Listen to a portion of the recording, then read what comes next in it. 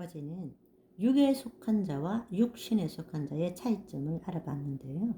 오늘은 성경에서 보시면 이 하나님의 영에 따라서 영이 있는 자는 새 사람, 영이 없는 자는 옛 사람, 새 사람, 옛 사람을 볼 수 있습니다.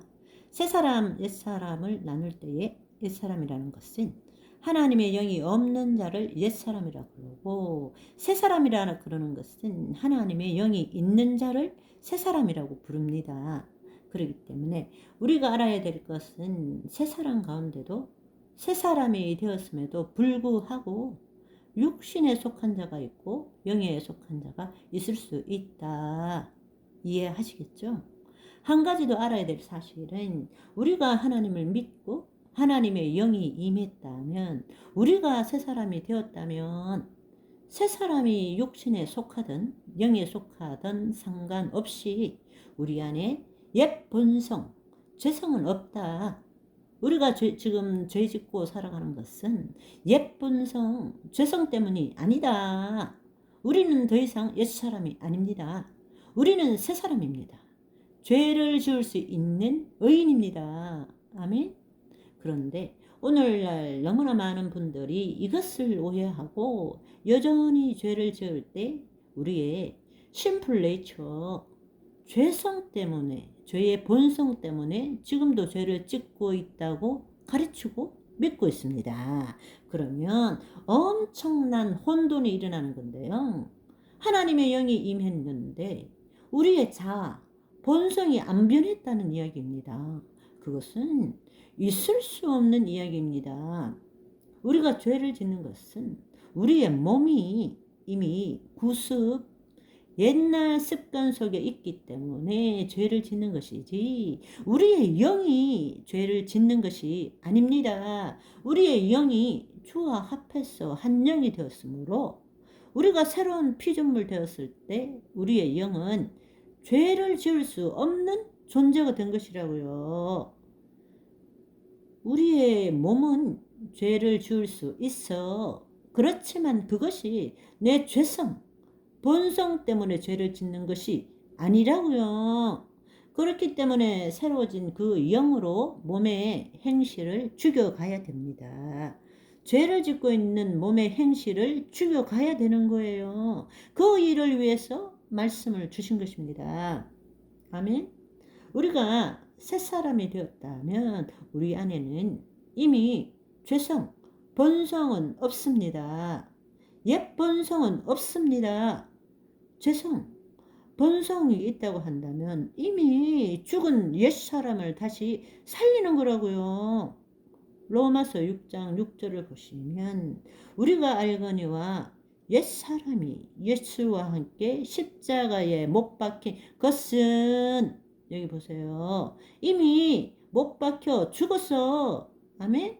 죄의 몸이 다시는 우리가 죄에게 종노릇 하지 아니하려 함이니라. 왜냐하면 옛 사람이 십자가에 못 박혀 죽었고 우리가 이미 새 사람이 되었기 때문에 하나님의 영으로 우리의 몸을 쳐서 복종시킴으로써 몸이 죄에게 종노릇 아니하게 해야 된다라는 뜻이라는 말입니다.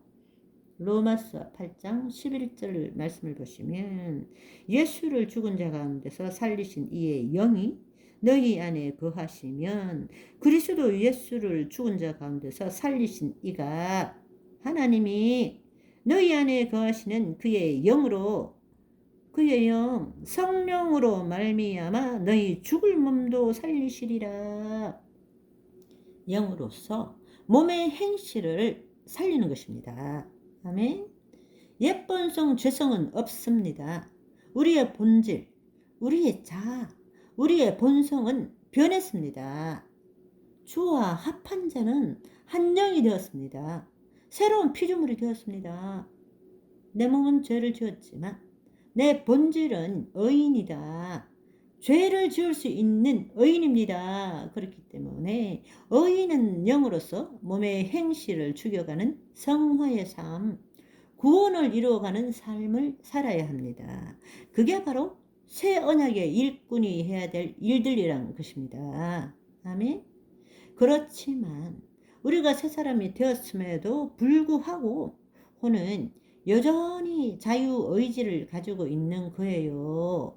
하나님의 영의 인도하심을 받을 수도 있고 과거의 구습에 따라 몸의 종노릇하고 살 수가 있다는 것입니다. 이 두 가지가 자유의지를 가진 혼을 사이에 두고 늘 싸우는 거예요.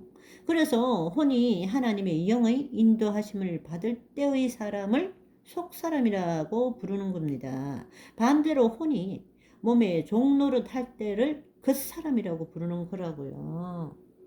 그래서 우리가 다른 말로 하면 육신에 속한 자가 겉사람이라고 볼 수 있는 것입니다. 그렇지만 새 사람 안에도 속사람과 겉사람이 날마다 혼을 사이에 두고 혼이 어느 상태에 있는지에 따라서 싸우기 때문에 두 개를 비교하기 위해서 속사람과 겉사람이라고 부르는 겁니다. 하나님의 영이 있음에도 불구하고 그 영의 인도함을 받지 못하고 여전히 자기의 몸의 종노릇하는 사람을 표현할 때는 육신에 속한 사람이라고 부르는 것입니다. 따라서 그 사람과 육체에 속한 사람은 똑같은 이야기라는 것입니다. 아멘. 그렇다면 거짓 자아는 어떻게 표현할 수 있느냐? 하나님의 영이 있든 없든 간에 자신의 혼이 자신의 몸의 종노릇하며 살아가는 것을 거짓자라고 부를 수 있는 것입니다. 불신자도 거짓자, 육신에 속한 자도 거짓자로 살아가는 거라고. 속사람, 그 사람 모두 하나님의 영이 내주하심으로 새 사람이 되었지만 혼의 상태에 따라 두 부류가 될 수 있다라는 것을 표현하기 위해서 속사람과 겉사람 이 두 가지를 이야기하는 것입니다. 그래서 야고보서 4장 8절에 보시면 두 마음을 품지 말라 했을 때 혼이 몸에 종노릇 했다가 하나님 영 안에 있다가 왔다리 갔다리 이랬다 저랬다 두 마음을 품은 자는 주님께 아무것도 받을 수가 없다고 말했습니다. 그래서 우리들은 성경을 읽으면서 옛사람, 새사람, 속사람, 겉사람, 육에 속한 자, 육신에 속한 자, 영에 속한 자, 거짓 자, 이게 뭔지를 알아야 되는 거예요. 그때부터 성경을 읽으면 성경이 다르게 보이는 겁니다. 내 존재가 지금 어디에 있는 것이구나. 지금 내 상태가 이렇구나.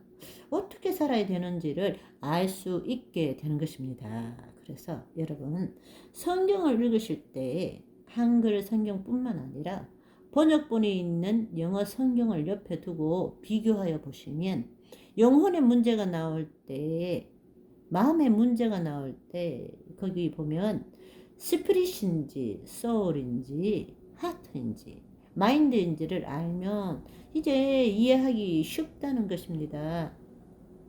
이게 속사람에 대한 이야기인지 겉사람에 대한 이야기인지 육에 속한 자의 이야기인지 육신에 속한 자의 이야기인지 도대체 영의 생각은 뭐고 육의 생각은 뭔지를 이제 깨닫기 시작하는 것입니다. 그러면 우리가 새 사람이 되었는데 분명히 예수 그리스도를 믿음으로 새 사람이 되었는데 왜 이렇게 온전한 삶, 새로운 삶을 사는 것이 그렇게 힘든 것일까요? 그것은 두 가지 때문입니다. 앞서 말씀드린 것처럼 혼이 자신이 누구인지 알지 못하고 자기를 부인하고 자기 십자가를 지지 않기 때문입니다. 우리가 내 삶의 주인이 예수 그리스도이십니다 라고 말함으로 하나님의 영이 우리에게 임하고 우리가 예수 그리스도 안에 새로운 피조물이 되었지만 혼과 몸은 여전히 죄 가운데 있는 거란 말입니다. 우리가 구원을 얻었다는 것은 법적으로는 우리 예수 그리스도의 구원 사역에는 우리 영, 혼, 몸 전부가 법적으로는 구원을 얻었지만 현실적으로는 우리의 영만이 구원을 얻은 거예요. 그렇기 때문에 새로운 피조물이 되어서 하나님이 통치하시도록 해 나가야 한다. 그게 바로 우리 안에 하나님 나라가 이루어진다는 겁니다.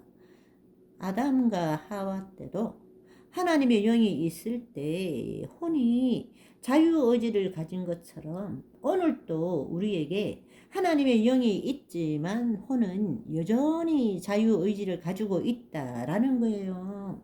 그때는 자유의지를 가지고 있는 혼을 마귀에게 홀딱 속아서 타락해서 죄를 지었지만 우리에게 다시금 기회를 준 거란 말입니다. 예수 그리스도 안에서 똑같은 상황에서 자유의지를 가지고 마귀에게 속할 수도 있지만 성령의 이끌림을 받아서 하나님을 사랑하고 하나님 안에서 하나님 자녀의 삶을 살 수 있는 기회를 주신 거란 말입니다. 이렇게 살 기회를 주신 하나님께 찬양과 기쁨, 감사와 영광을 올려드리며 오늘도 믿음의 선한 싸움에서 승리하시는 저와 여러분이 되시기를 소망합니다.